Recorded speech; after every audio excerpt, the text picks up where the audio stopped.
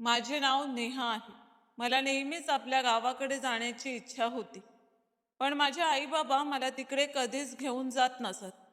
नंतर काही दिवसांनी माझ्या आई-बाबांनी स्वतःच मला सांगितले, की "चल, आपण गावात राहायला जाऊ." मी खूप खुश झाले. मला वाटले, की तिकडे गेल्यावर मला खूप मज्जा येईल. पण मला माहीत नव्हते, की तिथे एक सत्य माझी वाट पाहत आहे. जसे आम्ही त्या घरात प्रवेश केले, तशी एक गोष्ट मला इतकी आश्चर्यचकित करून गेली की मी स्तब्ध झाले. मला माहीत नव्हते की इथे येण्याने माझे आयुष्य पूर्णपणे बदलून जाईल. मी तर काहीतरी वेगळेच विचार करून आले होते, पण इथे तर सर्व काही वेगळेच घडले. एक असं रहस्य होतं जे मी जाणून घेण्यास उत्सुक होते. पण माझे आई बाबा मला या घराच्या भिंतींपासून दूर राहण्यास सांगत होते. फक्त माझ्या खोलीतच राहा आणि खोलीबाहेर कुठेही जाऊ नको, असे ते म्हणत होते. अखेर या घरात असे काय होते की मला माझ्या खोलीबाहेर निघू दिले जात नव्हते. हे घर अनेक वर्ष बंद पडले होते. मी त्या खोलीत शिरले तेव्हा मी जे काही पाहिले त्याने माझ्या डोळ्यात पाणी तरळले आणि माझे संपूर्ण शरीर थरथर कापू लागले. कारण आम्ही शहरात राहणारे होतो आणि काही महिन्यांसाठी आम्ही आमच्या गावात आलो होतो. मला माहीत होते की माझे बाबा पूर्वी गावात राहत होते आणि त्यांचे बालपण तिथेच गेले होते. त्यांचे लग्नही तिथेच झाले होते. त्यांनी आम्हाला सांगितले होते की आमच्या चांगल्या शिक्षणासाठी ते आम्हाला शहरात घेऊन आले होते. आम्ही दोघे भावंडे आईबाबांना गावाकडे जाण्याचा हट्ट करत असू. आता आमची सुट्टी सुरू झाली होती, म्हणून आमच्या जास्त हट्टामुळे आई बाबा आम्हाला गावाकडे घेऊन यायला तयार झाले. तिथे आमच्या आजोबांचे मोठे घर होते. ते बराच काळ बंद पडले होते. आम्ही दोघे भावंडे तिकडे जाण्यासाठी खूप उत्साहित होतो, कारण आम्ही गावात प्रथमच जात होतो. जसे आम्ही गावात पोचलो आणि घरात शिरलो, तेव्हा आम्हाला दिसले की घर खूप मोठे आहे, पण त्याची अवस्था कचऱ्याच्या ढिगाऱ्यापेक्षा कमी नव्हती. आम्ही इथे येऊन खूप आनंदी झालो. बाबा आणि माझा छोटा भाऊ खाण्याचे सामान घेण्यासाठी गेले. मी आणि आई एक खोली व्यवस्थित स्वच्छ करण्यात लागलो. स्वच्छता केल्यानंतर आम्ही बाहेर अंगणात पंखा लावून बसलो. आईने मला सांगितले की आम्ही इथे पूर्ण 1 महिना राहणार आहोत. आम्ही तर बाबांना फक्त 1 आठवड्याचाच हट्ट केला होता. मी आईला म्हणाले की अखेर इथे काय खजिना लपवलेला आहे की बाबांना पूर्ण महिनाभर इथे राहण्याची इच्छा झाली. आई म्हणाली की शांत बस, तुला खरी हकीकत माहीत नाही. मला इथे एक विचित्र असा दमल्यासारखा अनुभव येत होता. मी माझा मोबाईल चार्जिंगला लावला. मुख्य स्विचमध्ये विद्युत पुरवठा नव्हता. मी रागाने मोबाईल एका बाजूला ठेवला आणि खोलीचे निरीक्षण करू लागले. मला वाटले की हे कपाट उघडून पाहावे, ज्याच्यावर कुलूप जंगाने भरलेला होता. मी म्हणाले की पाहू तर खरं, या कपाटात काय आहे. कदाचित माझ्या आवडीचे काही सामान असेल आणि माझा कंटाळा दूर होईल. जसं मी कुलूपाला हात लावला, तो पूर्ण जंगाने भरलेला होता. 2-3 झटके दिल्यावर कुलूप उघडला. मी कुलूप उघडला आणि कपाटाची कुंडीही काढली. आत मला स्त्रियांचे कपडे दिसले. ते अगदी व्यवस्थितपणे घडी करून ठेवलेले होते, पण त्यावरही धूळ जमा झाली होती. याशिवाय जे काही मी पाहिले त्याने मी आश्चर्याने थक्क झाले. मी त्या वस्तू हातात घेण्यापूर्वीच खोलीचे दार उघडले आणि आईचा ओरडणारा आवाज मला ऐकू आला. ती म्हणाली की नेहा, तू हे कपाट का उघडलंस? तू वेडी झालीस का? तुझं डोकं खराब झालं आहे का? हे म्हणत आई जोरजोरात पावले टाकत माझ्या जवळ आली आणि तिने कपाट बंद केलं. मी म्हणाले की आई, तू कपाट का बंद केलंस? या कपाटात कोणाचे तरी कपडे ठेवले होते. आई म्हणाली की तुला माहीत आहे का हे कपाट कोणाचे आहे? मी म्हणाले कोणाचे? मला तर माहीत नाही. माझे बोलणे ऐकून आईचा चेहरा पांढरा पडला. ती म्हणाली की तू तिला ओळखत नाहीस आणि तिच्याबद्दल तू कधी जाणू नये अशी प्रार्थना कर. आता इथून दूर हो. तू याचे कुलूप तोडण्याचा प्रयत्न कसा केलास? मी म्हणाले की आई, अखेर असे काय झाले? या कपाटात काही खजिना तर लपलेला नाही. ज्यामुळे तू इतकी घाबरत आहेस? आई म्हणाली की शांत राहा. जर तुझ्या बाबांनी तुला इथे पाहिले किंवा कुलूप तुटलेले पाहिले तर ते तुझा गळा दाबतील. मी विचार करू लागले की एवढ्या छोट्या गोष्टीवर बाबा माझा गळा दाबतील हे शक्य आहे का? अरे, हे घर तर माझ्या आजोबांचे आहे. इथली प्रत्येक वस्तू आमची आहे. मग मी कुलूप उघडून आत काय आहे ते का पाहू शकत नाही? आईने सांगितले की बोलणे बंद कर. तिने पटकन कपाटाची कडी लावली, कुलूप पुन्हा लावला आणि मला कठोरपणे सांगितले की जर बाबांनी तुला कुलूपाबद्दल विचारले तर सांग की तो असाच उघडा होता. या पलीकडे काही बोलू नकोस आणि पुढे इकडे तिकडे भटकू नकोस. मी आर्यनलाही समजावून सांगेन. इतके बोलून आई आपल्या साडीच्या पल्लूने घाम पुसत होती. मी खूप आश्चर्यचकित झाले होते की अखेर आई माझ्यापासून काय लपवते आहे. या कपाटात असे काय होते? मला वाईट वाटले की काश आई थोड्या वेळाने आली असती तर मी जी वस्तू पाहू इच्छित होते ती पाहिली असती. पण सध्या माझ्यात एक कुतूहल निर्माण झाले होते. मात्र यावेळी कपाट पुन्हा उघडणे माझ्यासाठी धोक्याचे होते, कारण आई आता माझ्यावर लक्ष ठेवून होती. काही वेळाने पुन्हा दार उघडले. आईच्या हातात ट्रे होता, त्यात जेवण होते. बहुधा बाबा बाजारातून काहीतरी खायला घेऊन आले असते. नंतर मला बाबा आणि काही लोकांच्या बोलण्याची आवाज ऐकू येऊ लागली. माझा छोटा भाऊ आर्यन बाहेर अंगणात खेळत होता. आई म्हणाली की लवकर जेवण कर. बाबांनी काही कामगारांना कामाला लावले आहे. रात्रीपर्यंत पूर्ण घर स्वच्छ होईल. मी ते जेवण केले. आईने आर्यनलाही बोलावले. आम्ही दोघे एकत्र बसून जेवत होतो. तीही आमच्यासोबत खुर्ची घेऊन बसली. जेवण करत असताना मी आईला विचारले की आई, ही खोली कोणाची होती? आई म्हणाली की बेटा, ही खोली तुझ्या आत्याची होती. मी आश्चर्याने म्हणाले की आत्या? मला आत्या होती का?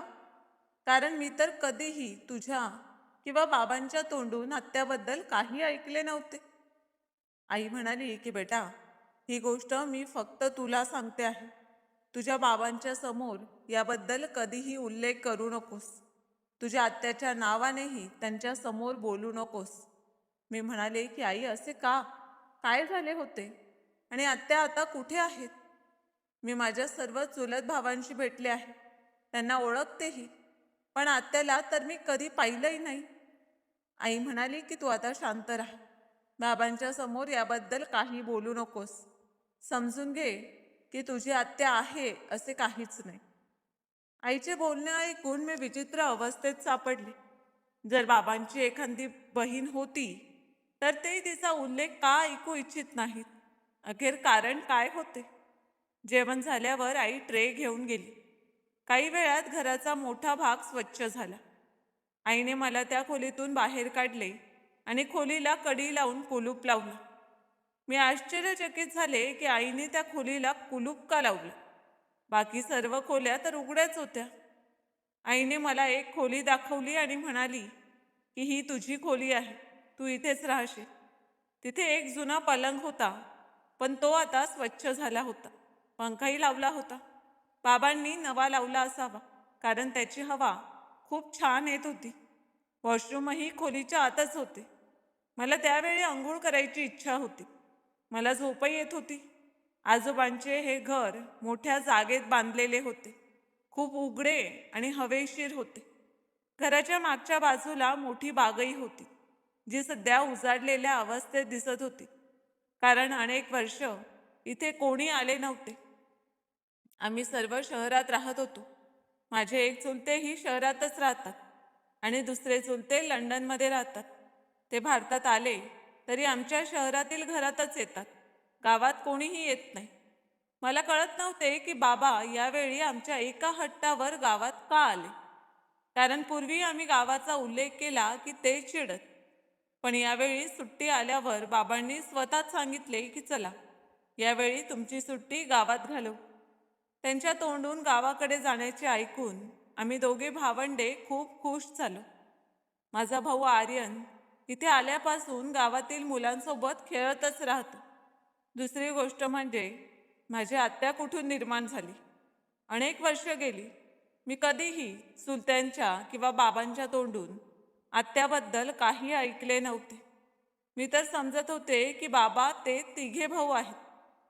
पण आता मला समजले की मला आत्या देखील होती.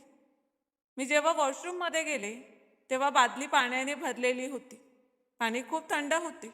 मी थंड पाण्याने आंघोळ करून एकदम ताजेतवाने झाले.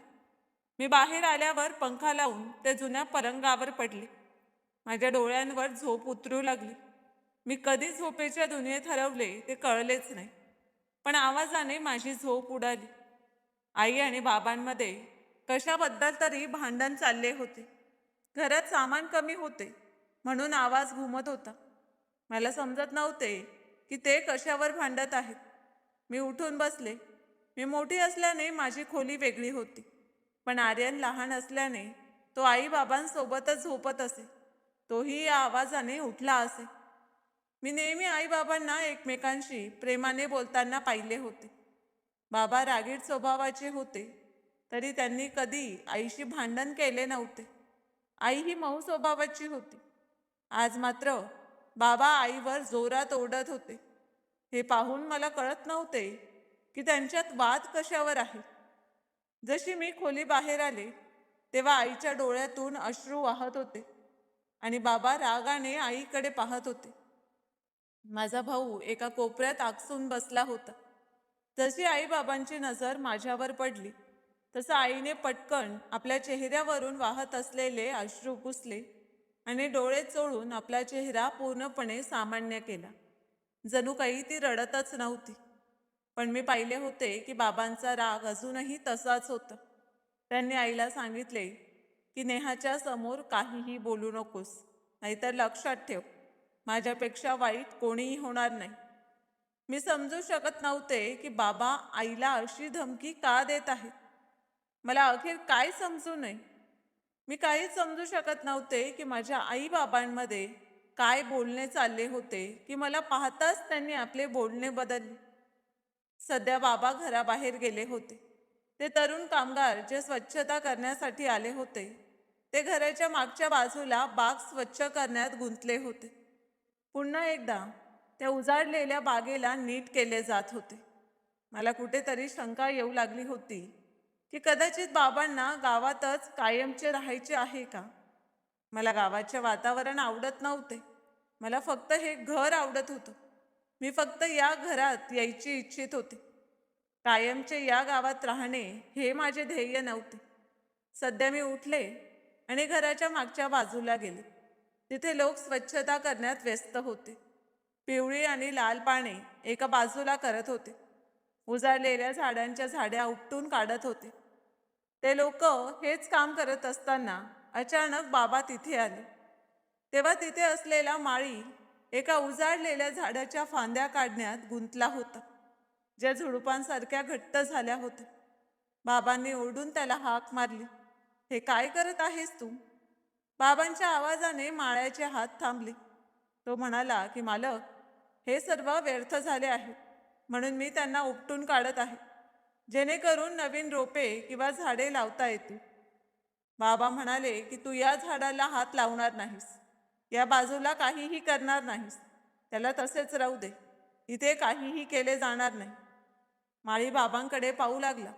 बाबा पुन्हा म्हणाले की बागेतील इतर सर्व जुनी आणि वाळलेली झाडे काढून त्यांच्या जागी बियाणे पेर, पण या बाजूला काही काम करू नकोस, तिला तसेच विरान राहू दे.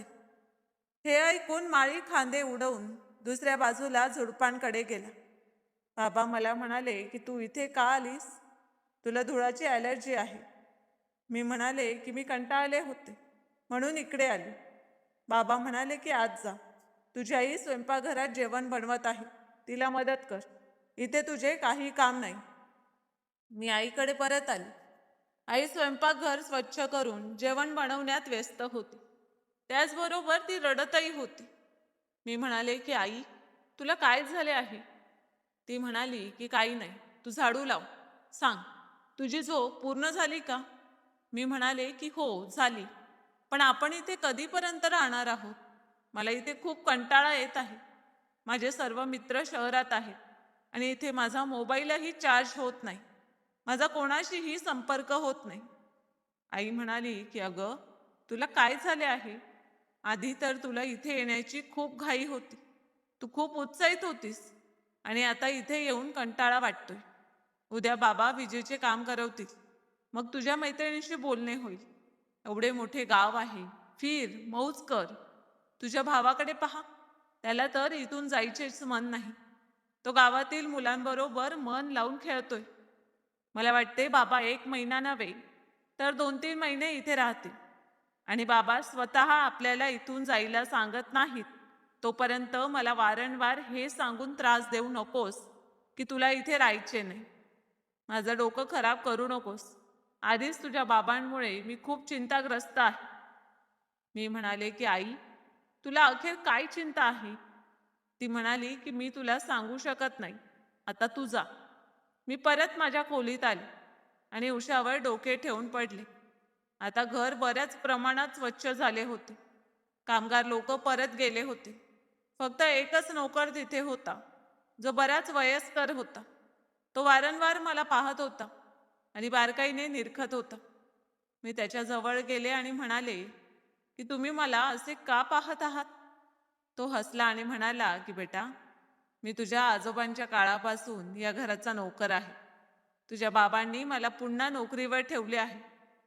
मी म्हणाले की अच्छा, मग तुम्हाला आजोबांबद्दल खूप गोष्टी माहीत असतील. तो म्हणाला की हो, मी तुझ्या बाबांना मांडीवर खेळवले आहे. फक्त तुझ्या बाबांना नव्हे तर त्यांच्या 3 भावांना मी त्यांच्या बालपणापासून ओळखतो. त्यांचे बालपण माझ्या समोरच गेले. मी म्हणाले की अरे वा, मग तुम्हाला माझ्या चुलत्यांबद्दल आणि बाबांबद्दल खूप गोष्टी आठवत असतील. तो म्हणाला की हो, खूप गोष्टी आठवतात. मी म्हणाले मग तुम्ही माझ्या आत्याला पाहिले आहे का? माझ्या या प्रश्नाने त्याचा चेहरा एकदम पांढरा पडला. तो पटकन नकारार्थी मान हलवू लागला आणि म्हणाला की नाही, मला काजलबद्दल काहीही माहीत नाही. मला प्रथमच समजले की माझ्या आत्याचे नाव काजल होते. मी म्हणाले की तुम्ही तिला कधी पाहिले आहे का? ती कशी दिसायची? माझ्या बोलण्याने तो खूप घाबरला. मग तो माझ्या कानाजवळ येऊन म्हणाला की तू आरशात स्वतःला पहा. तू पूर्णपणे काजलसारखी आहेस. एवढे बोलून त्याने खोल श्वास घेतला. मी म्हणाले की माझी आत्या कुठे आहे? तुम्हाला माहीत आहे का? माझ्या मनात काजल आत्याला पाहण्याची इच्छा इतकी प्रबळ झाली होती की मी आता लवकरात लवकर त्यांच्याशी भेटू इच्छित होते. माझे बोलणे ऐकून त्या वृद्ध काकांचा चेहरा घाबरलेला दिसू लागला. ते म्हणाले की तुला माहीत नाही का की तिच्याशी काय घडले होते? मी म्हणाले की नाही, मला माहीत नाही काय घडले होते. ते पटकन उठले आणि म्हणाले की आता मी जातो. माझा जाण्याचा वेळ झाला आहे आणि मला झोपही येत आहे.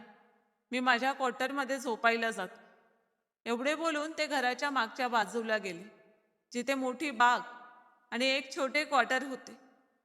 मी आश्चर्याने त्यांना जाताना पाहत होते. मला समजत नव्हते की माझ्या आत्याचं असं कोणतं रहस्य आहे की कोणीही मला त्यांच्याबद्दल सांगू इच्छित नाही. त्यांच्याशी असे काय घडले होते की आत्याचे नाव ऐकताच हे वृद्ध काका देखील घाबरले होते. त्यांचा चेहरा घामाने भरला होता. मी परत आपल्या खोलीत आले. मी शहरातून आले होते आणि शहरात मला रात्री उशिरापर्यंत जागणे ही सवय होती. त्यामुळे या गावात मला झोप येत नव्हती. एकतर इथले नवे वातावरण होते, जागा बदलली होती, म्हणून झोप येत नव्हती. आता मला जाणवत होते की इथे येण्याचा जेवढा आनंद होता तेवढाच पश्चातापही होत होता. दुसऱ्या दिवशी मी दुपारी झोपून संध्याकाळी उठले, तेव्हा पूर्ण ताजेतवाने झाले होते. आई खूप थकलेली होती, म्हणून ती आपल्या खोलीत झोपली होती. हे घर खूप मोठे होते. समजतच नव्हते की कोणती खोली कुठे जाते. आणि इथे आल्यापासून मला नवनवीन गोष्टी समजत होत्या. सर्वात अनोखी आणि मोठी गोष्ट ही होती की मला आत्या होती, पण कोणीही मला याबद्दल सांगायला तयार नव्हते. मी खोलीत पडले होते. अचानक मला ती छोटी खोली आठवली. आई सांगत होती की ती खोली माझ्या आत्याची होती आणि तिच्या कपाटात मी जे पाहिले होते तेही खूप मनोरंजक होते. म्हणून मी विचार केला की आता सर्व झोपले असतील. तर मी आत्याच्या खोलीत जावे. मी शांतपणे उठले आणि खोली बाहेर निघाले. समोर एक रस्ता होता. त्यातून मी अंगणाकडे आले, कारण ती खोली तिथेच होती. पण त्या खोलीच्या बाहेर कुलूप लावलेला पाहून माझे मन खचले. मी विचार करत होते की या खोलीत कसे जावे.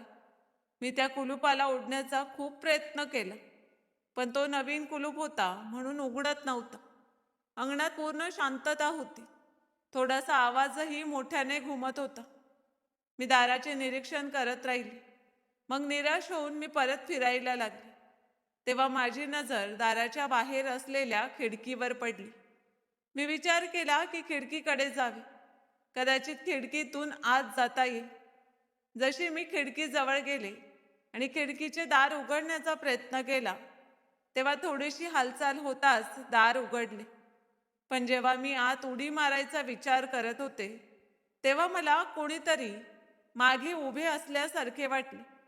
मी वळून पाहिले तेव्हा माझे भानच हरपले, कारण माझ्या मागे ते वृद्ध काका उभे होते, जे आजोबांच्या काळापासून या घरात काम करत होते. ते म्हणाले की तू कुठे चालली आहेस? मी म्हणाले की काही नाही काका. मला काही नीट बोलताच येत नव्हते. घाबरगुंडी आणि गोंधळ यामुळे शब्दच जुळत नव्हते. ते म्हणाले की घाबरू नकोस. मला माहीत आहे कोणती गोष्ट तुला इथपर्यंत घेऊन आली आहे. पण पहा, जर तुझ्या बाबांना याची माहिती झाली तर ते तुला सोडणार नाहीत. ते खूप हळू आणि सावकाश बोलत होते, जणू त्यांनाही बाबांची भीती वाटत होती. मी म्हणाले की मला खरोखर जाणून घ्यायचे आहे. अखेर माझी आत्या काजल कुठे आहे? मी काजल आत्याच्या कपाटात काहीतरी पाहिले होते, ज्यामुळे मी त्यांच्याबद्दल सत्य जाणू शकले असते. पण तेव्हाच आई खोलीत आली आणि कपाट बंद केले. मला खोलीतून बाहेर काढून त्या खोलीला कुलूप लावल्या गेले.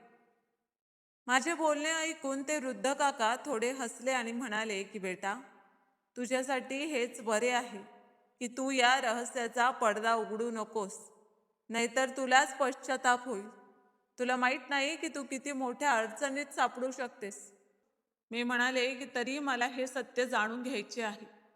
ते म्हणाले की सध्या तू आपल्या खोलीत जा. तुझ्या प्रत्येक प्रश्नाचे उत्तर माझ्याकडे आहे. मी योग्य वेळेची वाट पाहत आहे. जशी मला योग्य वेळ मिळेल मी तुला सर्व सत्य सांगेन. पण आता तू इथून जा. मी चुपचाप परत खोलीत आली. पण मी अजूनही विचार करत होते की अखेर माझ्या आत्याची खरी सत्यता काय आहे, जी माझ्यापासून लपवली जात आहे. दुसऱ्या दिवशी सकाळी मी उठले आणि नाश्त्यासाठी बाहेर आले. तेव्हा तो नोकर बाबांच्या पायाशी बसला होता. खूप शांतपणे त्यांच्याशी काहीतरी बोलत होता. जसे त्यांनी मला पाहिले तसे ते लगेच शांत झाले आणि म्हणाले की मालक, मी नंतर तुमच्याशी बोलतो. एवढे बोलून ते वृद्ध काका पटकन बाहेर गेले. बाबा मला खूप रागाने पाहत होते. माझे मन आतून घाबरले की कदाचित त्या माणसाने बाबांना सत्य तर सांगितले नसेल ना. मी बाबांना खूप घाबरत असे. मी संकोचात बाबांजवळ गेले. ते म्हणाले की मला रात्री अंगणात हळूहळू आवाज येत होता. हे ऐकून माझा जीवच गेला. मी म्हणाले, हो का बाबा, पण मला माहीत नाही कोण असेल. मी पटकन नाकारले. बाबा म्हणाले की मी तुला एक गोष्ट स्पष्टपणे सांगतो नेहा, की ज्या खोलीला तुझ्या आईने कुलूप लावला आहे त्या खोलीत तू कधीही जाण्याचा प्रयत्न करणार नाहीस. आणि जर तू त्या खोलीत जाण्याचा प्रयत्न केलास तर लक्षात ठेव, माझ्यापेक्षा वाईट तुझ्यासाठी कोणीही होणार नाही. हे ऐकून मला समजले की त्या वृद्ध नोकराने माझी तक्रार बाबांकडे केली आहे. मला त्यांच्यावर खूप राग आला. रात्री तर ते मला म्हणत होते की ते स्वतः सर्व सत्य सांगतील, पण त्यांनी बाबांना माझी तक्रार केली. काही वेळाने मी पाहिले की एक सुतार घरात आला आहे आणि बाबांनी आत्याच्या खोलीची खिडकी पूर्णपणे बंद करवली आहे. हे पाहून मला त्या वृद्ध काकांवर खूप राग आला. काश मी त्यावेळी त्यांचे ऐकले नसते. आता माझ्यात अजून जास्त कुतूहल निर्माण झाले होते की बाबा आत्याच्या खोलीशी संबंधित अशी कोणती गोष्ट लपवत आहेत की ती मला समजली तर मोठी अडचण निर्माण होईल. मग माझ्या मनात एक विचार आला आणि त्यावर मी हसू लागले की जर मी हे काम केले तर आत्याचे रहस्य माझ्या समोर उघडेल. मला जाणून घ्यायचे होते की भूतकाळात असे काय घडले होते की बाबा आपल्या बहिणीच्या जन्मालाच माझ्यापासून लपवत आहेत. सध्या मी पूर्ण सावध झाले होते. समजले होते की ते वृद्ध काका आजोबा नंतर बाबांचे विश्वासू आहेत. म्हणून मी त्यांना काहीही सांगणार नाही. जे काही करायचे ते खूप शांतपणे करायचे आणि हे रहस्य जाणून घ्यायचे की अखेर माझी आत्या काजल आहे तरी कुठे. त्याच दिवशी आईने मला सांगितले की तू कुठेतरी फिरायला बाहेर जा, जेणेकरून तुझे मन रमेल. तू कायम घरात का बसतेस? बाहेर जाऊन मुलींबरोबर मैत्री कर, गावातील लोकांच्या घरी ये जा कर. मी विचार केला की आई बरोबर बोलत आहे. आता मी इथे आले आहे तर गावात मौज करावी, लोकांशी ओळख वाढवावी. कदाचित गावकऱ्यांना आत्या काजलबद्दल काही माहिती असेल. जेव्हा मी घराबाहेर पडले तेव्हा थोड्या अंतरावर एक मंदिर होते. तिथून काही लोक बाहेर येत होते. एका माणसाची नजर माझ्यावर पडली. तो माझ्या जवळ आला आणि म्हणाला की काय, तू त्या जुन्या घरात राहायला आली आहेस का, जे गेली 20 वर्ष बंद होते? तो मला संशयाने पाहत होता. मी म्हणाले की हो. तो म्हणाला, मग तुम्ही ते घर विकत घेतले का? मी म्हणाले नाही, ते माझ्या आजोबांचे घर आहे. तो म्हणाला, अरे अच्छा, मग तू प्रकाश रायची मुलगी आहेस. मी म्हणाले हो. देवा वाचव रे. एवढं म्हणत तो माणूस आपल्या कानाला हात लावू लागला आणि घाबरत तिथून निघून गेला. मी त्याच्या मागे गेले आणि म्हणाले की अंकल, माझे बोलणे तर ऐका. माझ्या बोलण्यानेही त्याने आपले वेगाने चालणारी पावले थांबवली नाहीत. मी वेगाने चालत त्यांच्या बरोबरीने गेले आणि म्हणाले की तुम्ही असे आश्चर्याने देवा वाचव रे असं का म्हणालात? तो म्हणाला की तुला माहित नाही? मी म्हणाले नाही, मी तुमचे बोलणे समजले नाही. अखेर तुम्ही काय सांगू इच्छिता? तो म्हणाला की अच्छा, मला वाटते या सर्व भावांनी आपल्या मुलांना काहीच सांगितले नाही. मी म्हणाले की हो, तुम्ही बरोबर बोलत आहात, काहीच सांगितले नाही. तो माणूस माझे बोलणे ऐकून खूप घाबरला होता. तो म्हणाला की काही नाही. एवढे बोलून तो पुढे गेला. मी त्याला विचारत राहिले, पण त्याने मला काहीही सांगितले नाही. मी त्याच्याशी बोलण्याच्या चक्रात खूप पुढे आले होते. तेव्हा मला कोपऱ्यात बसलेला दुसरा एक माणूस दिसला. त्याचे खूप मोठे आणि विस्कटलेले केस होते. त्याने हातात घाणेरडे कपडे धरले होते आणि डोळे मिटून बसला होता. त्याने काळे घाणेरडे कपडे घातले होते आणि त्याच्याजवळ एक वाटी होती, ज्यात पैसे पडले होते. तो भिकारी वाटत होता. जशी मी त्याच्या जवळून गेले तेव्हा तो म्हणाला की तुला जे काही जाणून घ्यायचं आहे, या गावातील कोणतीही व्यक्ती तुला त्याबद्दल सत्य सांगणार नाही.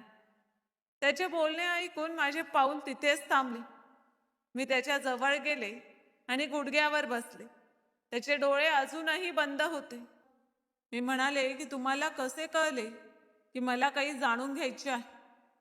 तो म्हणाला की माझ्यापेक्षा दुसरा कोण जाणू शकतो? मी म्हणाले की तुम्हाला काय माहीत आहे आणि तुम्हाला कसे कळले की मला काय जाणून घ्यायचे आहे? माझ्या प्रश्नावर तो म्हणाला की तुला आपल्या आत्याबद्दल जाणून घ्यायचे आहे ना? त्याचे हे बोलणे ऐकून मी आश्चर्याने थक्क झाले. मी त्याला बारकाईने पाहिले. त्याचे वय सुमारे 40च्या आसपास दिसत होते. मी म्हणाले की तुम्हाला कसे कळले की मला माझ्या आत्याबद्दल जाणून घ्यायचे आहे?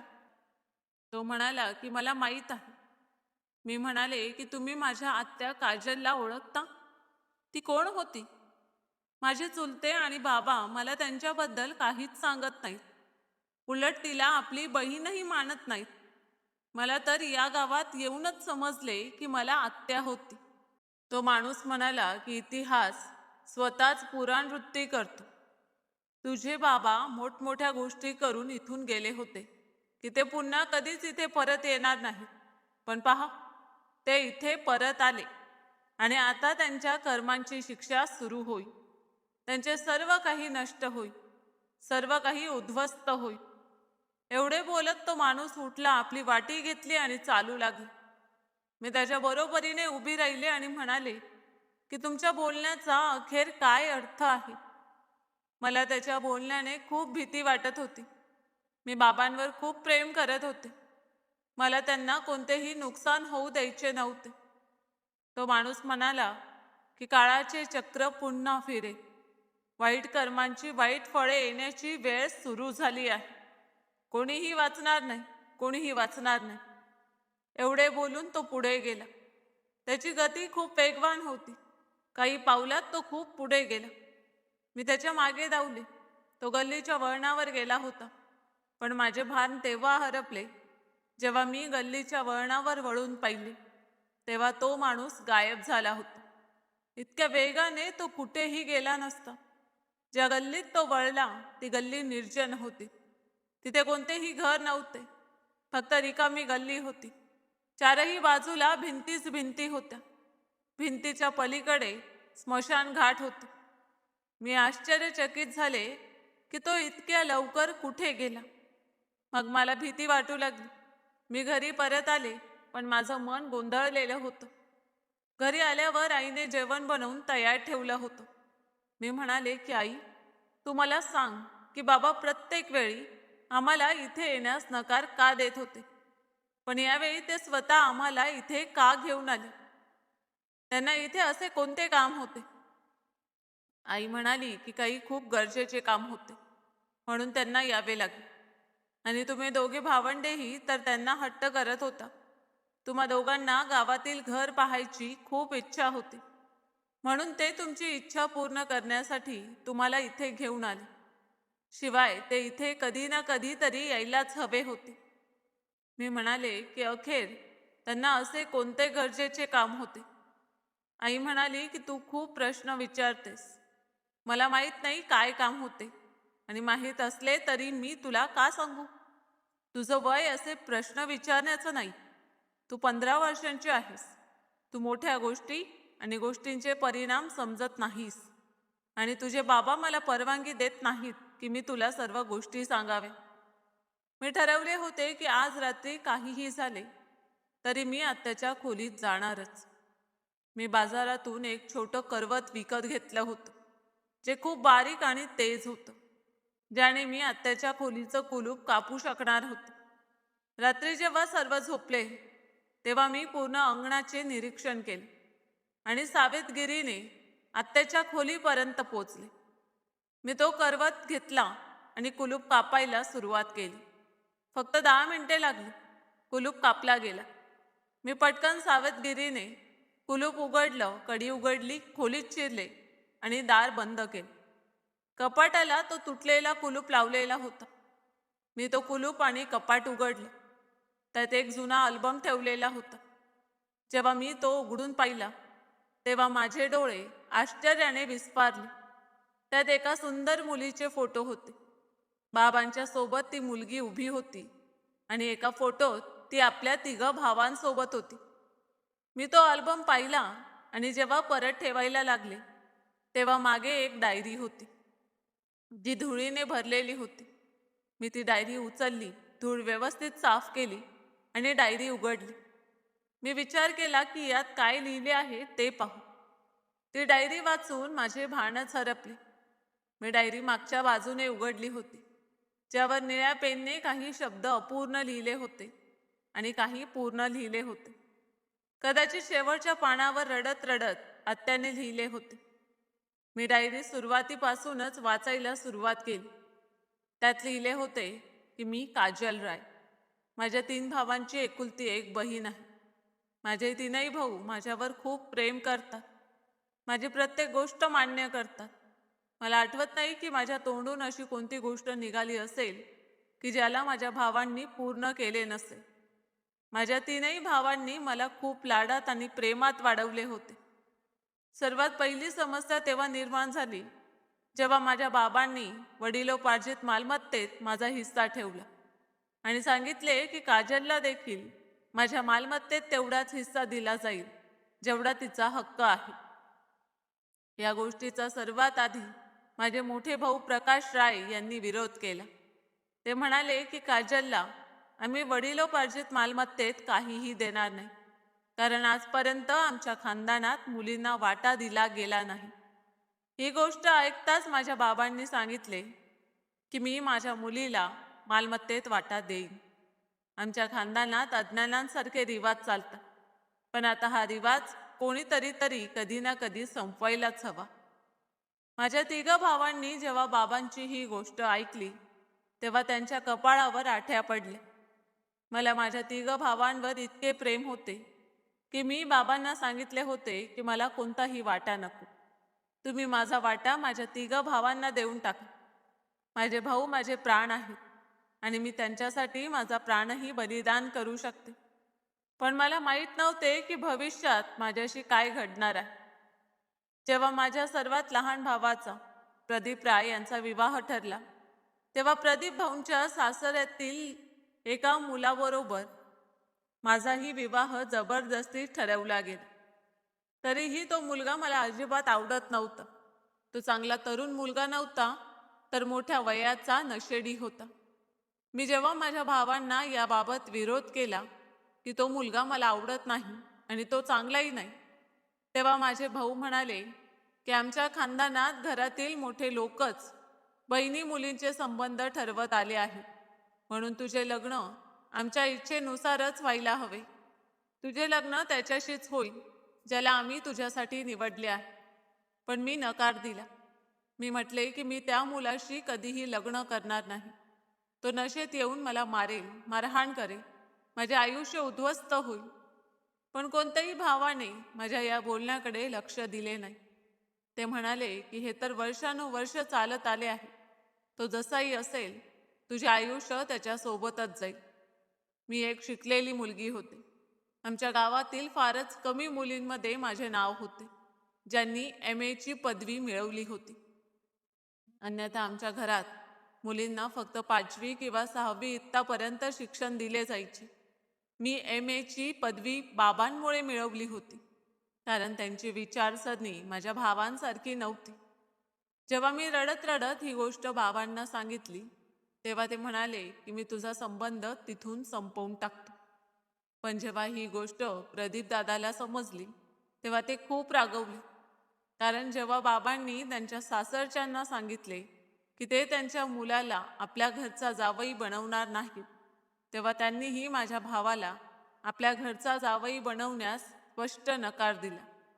प्रदीप दादांचं त्या मुलीवर खूप प्रेम होतं. ते म्हणाले की जर माझे लग्न तिच्याशी झाले नाही तर मी आत्महत्या करेन. त्यांनी बाबांशी रागाने बोलणे केले आणि म्हटले की बाबा, अखेर तुम्हाला काय अडचण आहे? इतर बहिणी जसं आयुष्य जगतात तशी काजलही जगेल. जेव्हा बाबांनी यावर त्यांच्याशी वाद घातला आणि म्हटले की मी माझ्या मुलीचे लग्न तिच्या इच्छेनुसारच करेन, तेव्हा माझ्या तिघ भावांनी बाबांशी खूप भांडण केले. त्याच दिवसापासून बाबा आजारी पडले. ते मला साथ देऊ इच्छित होते, पण त्यांच्या आजारपणाने त्यांना इतके लाचार आणि मजबूर करून टाकले की वेळेआधीच त्यांचा मृत्यू झाला. त्या रात्री बाबांसोबत माझ्या भावांनी खूप वाईट वागणूक केली. कदाचित मुलांच्या उद्धटपणाचं दुःख बाबांना सहन झालं नसेल आणि बाबांचा देहांत झाला. त्यानंतर तर घरावर संकटांचे डोंगरच कोसळू लागले. मी माझ्या तिघ भावांचं ते रूप पाहिलं होतं ज्याचा मी स्वप्नातही कल्पना करू शकत नव्हते. माझे शेजारी राहणाऱ्या एका मुलावर खूप प्रेम होतं. तोही मला खूप पसंत करत होता. पण बाबांच्या मृत्यूनंतर माझा संबंध जबरदस्ती प्रदीप दादाच्या सासरातील नात्यात ठरवला गेला. मला त्याच्याशी लग्न करायचे नव्हते. मी माझ्या मधल्या भावाला पंकज दादाला खूप सांगितले होते की त्यांनी मोठ्या भावाला आणि लहान भावाला समजावून सांगावे, पण त्यांनी माझ्या तोंडावर थप्पड मारून मला समजावून दिले की भावांच्या इच्छेपुढे मी डोके झुकवायला हवे. मी डायरी वाचतच होते तेव्हा कोणीतरी जोरदार थप्पड माझ्या डोक्यावर मारली. मी चक्कर येऊन राहिली. जसे मी वळून पाहिले तसे माझे भानच हरपले. ते माझे बाबा होते. त्यांनी माझ्या कानाला धरून मला उचलले आणि एक जोरदार थप्पड माझ्या तोंडावर मारली. मी सावरूच शकले नाही आणि जमिनीवर पडले. बाबा मला शिव्या देत होते. ते म्हणत होते की मूर्ख मुलगी, तुला सांगितले नव्हते का की या खोलीत येऊ नकोस? आणि हे तू काय वाचत आहेस? त्यांनी माझ्या हातातून जबरदस्ती डायरी हिसकावली. मग डायरीची काही पानं फाडली. रागाने त्यांचा चेहरा लाल झाला. माझ्यासमोर त्याने डायरी बाहेरून लायटर काढून जाळून टाकली. मी अद्याप अर्ध सत्य जाणून होती आणि अर्ध्या सत्याबद्दल अनभिन्न होती. पण ती डायरी जळून गेली होती ज्यात बाबांची सत्यता लिहिली होती. मला आता बाबांवर तिरस्कार वाटू लागला. बाबांनी मला खूप मारले होते. आवाजाने आई आणि भाऊही उठले. भाऊ मला मारापासून वाचवण्याचा प्रयत्न करत होता, पण बाबांनी त्यालाही उचलून दूर फेकले. त्यामुळे त्याला खूप इजा झाली. आई जोरजोरात ओरडत होती आणि बाबांना म्हणत होती की मुलगी आता मोठी होत आहे. तिच्यावर हात उचलू नका, सोडा तिला. आईचा चेहरा देखील पूर्ण पांढरा पडला होता. त्यांनी खूप कष्टाने मला बाबांच्या मारापासून वाचवले. माझा चेहरा खूप जखमी झाला होता. ओठांजवळून रक्त वाहत होते. सध्या आई रडत रडत मला माझ्या खोलीत सोडण्यासाठी गेली. मग म्हणाली की नेहा, मी तुला मनाई केली होती ना की आत्याच्या खोलीत जाऊ नकोस. मी म्हणाले की आई, बाबांनी आपल्या बहिणीसोबत चांगली वागणूक दिली नव्हती. हे ऐकताच आई म्हणाली की बरं बरं, तू शांत हो. तुला तुझ्या बाबांचा राग माहीत नाही. ते तुलाही सोडणार नाही. फक्त शांत हो. पण बाकीची सत्यता मला अजूनही जाणून घ्यायची होती की अखेर आत्यासोबत काय घडले होते. अखेर याबद्दल मला कोण सांगणार? मी विचार केला की घरातील नोकराला विचारावे. पण लगेच मला आठवले की तो तर बाबांचा विश्वासू नोकर आहे. तो मला कधीही सत्य सांगणार नाही. मग मला त्या भिकाऱ्याची आठवण झाली. तो नक्कीच याबद्दल खूप काही जाणत होता. सध्या मी दुसऱ्या दिवशी घराबाहेर पडले. माझे डोळे त्या भिकाऱ्याचा शोध घेत होते, ज्याच्या बोलण्याने माझे भान हरपले होते. तो नक्कीच खूप काही जाणत होता. मी त्याला शोधत होते. मला माहीत नव्हते तो कुठे गेला होता. मी त्याच गल्लीत आले जिथून तो मला गायब होताना दिसला होता. जेव्हा मी तिथे गेले तेव्हा तो एका कोपऱ्यात बसला होता आणि डोळे मिटून हातात वाटी धरून बसला होता. मी त्याच्या जवळ गेले तेव्हा त्याने बंद डोळ्यातूनही मला ओळखले आणि म्हटले की तुझ्या बाबांनी तुझे काय हाल केले. तुझे बाबा खूप अत्याचारी माणूस आहे. तो एक राक्षस आहे आणि तुझे दोन्ही चुलतेही राक्षस आहेत. मी म्हणाले की मला सत्य जाणून घ्यायचे आहे. कृपया मला सांगा की सत्य काय आहे. तो म्हणाला की तुझ्या आत्यासोबत खूप मोठा अन्याय झाला होता. मी म्हणाले की त्यांच्यासोबत काय घडले होते. त्या माणसाने डोळ्यातले अश्रू पुसले आणि म्हणाला की काय, तुला आपल्या आत्या काजलला न्याय मिळवून द्यायचा आहे का? मी म्हणाले की हो, मी पूर्ण प्रयत्न करेन. तुम्ही मला सांगा तर. तो म्हणाला माहीत नाही. इज्जतीच्या नावावर स्त्रीला किती काळ मृत्यूच्या घाट उतरवले जाईल. मग तो माणूस म्हणाला की तुझ्या आत्या शेजारच्या मुलाला पसंत करत होती, पण तुझ्या चुलत्यांनी आणि बाबांनी तिचे लग्न तिच्या इच्छेविरुद्ध ठरवले.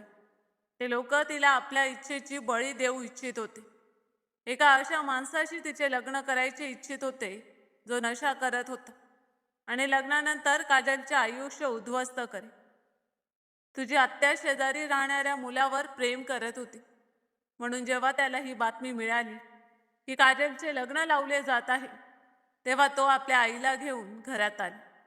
त्याने खूप विनवण्या केल्या. तो इज्जतीने काजलला आपली पत्नी बनवू इच्छित होता.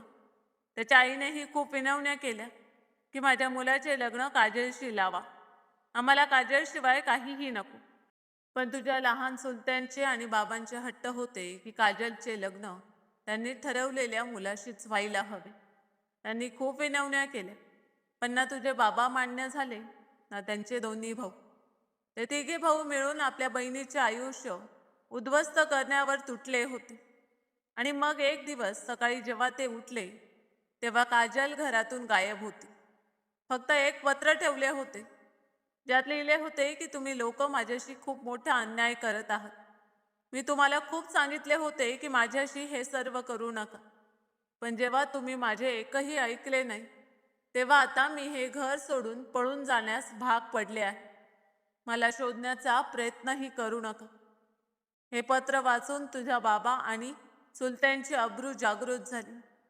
त्यांनी सर्वत्र तिला शोधण्याचा प्रयत्न केला, पण ती कुठेही सापडली नाही. फक्त ही बातमी मिळाली की तिने त्याच मुलाशी लग्न केले आहे ज्याला ती पसंत करत होती. कारण जेव्हापासून काजल घर सोडून गेली तेव्हापासून तो मुलगा आपल्या आईसह आपल्या घरातून गायब होता. त्याने तिच्याशी लग्न केले आणि ते कोणत्या तरी अज्ञात ठिकाणी राहत होते. माझ्या बाबा आणि चुलत्यांनी त्याला खूप शोधण्याचा प्रयत्न केला, पण ते यशस्वी होऊ शकले नाही. त्यांनी आकाशच्या नातेवाईकांना त्रास द्यायला सुरुवात केली आणि म्हटले की जर काजल आणि आकाश सापडले नाहीत तर आम्ही तुम्हाला सोडणार नाही. पण त्यांच्या नातेवाईकांना त्यांच्याबद्दल काहीच माहीत नव्हते. इतकेच नव्हे तर आकाश आपल्या आईलाही सोबत घेऊन गेला होता. त्याला माहीत होते की काजलचे तिघे भाऊ त्याच्या आईला खूप त्रास देते. अशा प्रकारे 1 वर्ष गेले. तुझ्या बाबा आणि दोन्ही चुलते आकाशच्या मामाच्या घरी गेले आणि त्यांना म्हणाले की आम्ही काजल आणि आकाशला माफ केले आहे. त्यांना सांगा की जे व्हायचे ते झाले, म्हणून आमची इच्छा आहे की आमची बहीण आमच्याकडे यावी. आम्ही तिला पूर्वीसारखेच प्रेम आणि माया देऊ. आम्हाला त्यांच्या संबंधावर आता कोणताही विरोध नाही. आकाशच्या नातेवाईकांना माहीत नव्हते की आकाश आणि काजल कुठे आहेत. पण आकाशचे जे मित्र गावात राहत होते त्यांना माहीत होते की आकाश आणि काजल कुठे राहतात. त्यांनी आकाश आणि काजलपर्यंत ही बातमी पोचवली की काजलच्या तिघ भावांनी त्यांना माफ केले आहे. गेल्या 1 वर्षात आकाशची आई या जगाला सोडून गेली होती आणि ते दोघे एकमेकांसोबतच होते. आकाश आणि काजलने त्यांच्या बोलण्यावर विश्वास ठेवला. 1 महिन्यानंतर काजल आपल्या सासरच्या गावी परत आली. जसं तुझ्या बाबा आणि चुलत्यांना समजले की ती आली आहे, तसे ते आपल्या बहिणीला प्रेम आणि मायेने मनवण्यासाठी गेले. त्यांनी काजलला सांगितले की चल, आम्ही तुला घरी घेऊन जाण्यासाठी आलो आहोत. आम्ही तुझ्या सर्व चुका माफ केल्या आहेत. काही दिवस आमच्या सोबत आमच्या घरात राहा. तुला इच्छा असेल तर सासरीही ये जा कर. मग तेच घडले. काजल काही दिवसांसाठी माहेरी आली, पण माहेरी बोलावून तुझ्या बाबा आणि चुलत्यांनी अब्रूच्या नावावर तिची हत्या केली आणि गावकऱ्यांना सांगितले की ती रात्री व्यवस्थित झोपली होती, पण सकाळी जागीच झाली नाही. तरीही तिच्या गळ्यावर लाल रंगाचे निशाण होते, जणू तिच्या गळ्यात दुपट्टा गुंडाळून मारण्याचा प्रयत्न केला गेला होता. काजल आत्याची कहाणी ऐकून माझ्या डोळ्यातून अश्रू वाहू लागले. त्या माणसाने पुढे म्हटले की तुला माहीत आहे का, तुझ्या आत्याचं काजलचं प्रेत कुठे पुरलं आहे. हे ऐकून मी दचकले. मी म्हणाले की तुमचा काय अर्थ आहे, मला माहीत नाही. त्यांनी सांगितले की तुझ्या आत्या काजलला तुझ्या बाबा आणि चुलत्यांनी घरातील बागेत खड्डा खोदून पुरले आहे. जी बाग उजाडलेली आहे तिथेच तुझ्या आत्या काजलला पुरले गेले आणि हे करताना तुझ्या बाबा आणि चुलत्यांचे हात देखील थरथरले नव्हते. मग तो म्हणाला की तुला माहीत आहे का मी कोण आहे. मी म्हणाले की नाही, मला माहीत नाही तुम्ही कोण आहात. तो म्हणाला की मी तोच दुर्दैवी माणूस आहे ज्याच्यावर काजल प्रेम करत होती, ज्याच्याशी तिने लग्न केले. मीच आकाश आहे. मी आजही काजलवर खूप प्रेम करतो. तिच्या दुःखात मी जग सोडून दिले आणि परमात्म्याच्या नामात मग्न राहतो. तुझे बाबा या घराला विकण्यासाठी आले आहे, पण पहा, त्या घरात आजही काजलचं प्रेत पुरलेलं आहे, जे तिथेच राहील. कारण परमात्मा या जगातच हिशेब घ्यायला सुरुवात करतो. आणि असेच घडले. माझ्या बाबांचा अपघात झाला. 1 महिना उपचार चालले, मग त्यांचा मृत्यू झाला. पण मरताना ते रडत रडत आपल्या गुन्ह्याची माफी मागत होते की मी आपल्या बहिणीशी खूप मोठा अन्याय केला. कधीही बहिणी मुलींवर अन्याय करू नये. त्यांचे लग्न त्यांच्या इच्छेने आणि आनंदाने करावे आणि अब्रूच्या नावावर त्यांचा जीव घेऊ नये. माझे दोन्ही चुलतेही आपल्या कर्मांची शिक्षा भोगत आहेत. एक चुलता दोन्ही पायांनी अपंग झाला आणि दुसरा चुलता व्यवसायातून बेकार बसला आहे आणि दारोदार ठोकरा खात आहे. मला याबद्दल पश्चाताप नाही की माझ्या बाबांना त्यांच्या कर्मांची शिक्षा मिळाली आणि ते इतक्या लवकर या जगाला सोडून गेले. मला यात समाधान वाटते की माझ्या आत्या काजलला न्याय मिळाला. त्यांचे खून करणारे या जगातच आपल्या कर्मांची शिक्षा भोगून गेले. मीही तर बाबांची मुलगी होते. कोणास ठाऊक, एक दिवस असा येईल की मीही एखादी चूक केली आणि बाबा मलाही जीवाने मारतील. कारण जो माणूस आपल्या बहिणीला सोडू शकत नव्हता, तो आपल्या मुलीला कधीही सोडणार नाही. माझी तुम्हा सर्वांशी फक्त एकच विनंती आहे की मुलींवर अन्याय करू नका. त्यांना त्यांच्या हक्काने आणि इच्छेने जगण्याची परवानगी द्या. तर मित्रांनो, कशी वाटली कथा कमेंट करून नक्कीच सांगा. आणि कथा आवडली असेल तर व्हिडिओला लाईक करा, शेअर करा आणि चॅनलला सबस्क्राईब करायला विसरू नका. धन्यवाद.